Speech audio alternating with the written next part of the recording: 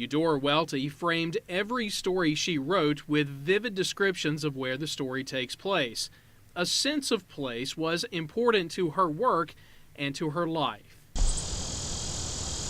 This was her place. 1119 Pinehurst Street was built by her father Christian in 1925, the year Eudora graduated from high school.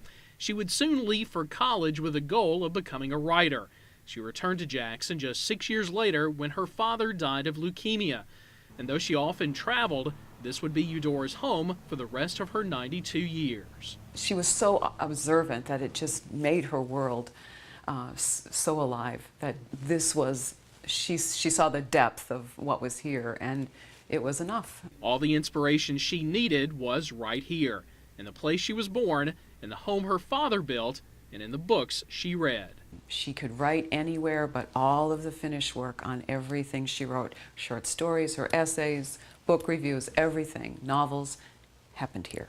Her editing, by cutting and pinning paragraphs together, was done in the dining room, while the writing mostly happened in her upstairs bedroom, with the windows open, so she could hear the sounds coming from the college campus across the street. Believe it or not, Miss Welty did not like air conditioning, and while she lived here, she never had it installed in the house. So in the heat of a Mississippi summer, you would often find her out here on the side porch overlooking her mother's gardens.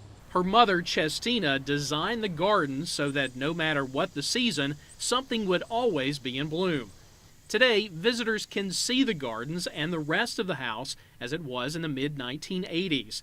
That's when Eudora decided to leave it to the state of Mississippi in a living will. The objects that she put on display were things that meant something to her, that were representations of her family members, or were given to her as gifts, or she purchased them from other artists. And then there are the books, hundreds of them in every room, in bookcases, stacked on tables and chairs, even on the family piano. Books delighted Eudora, and in return, she delighted the world by writing her own.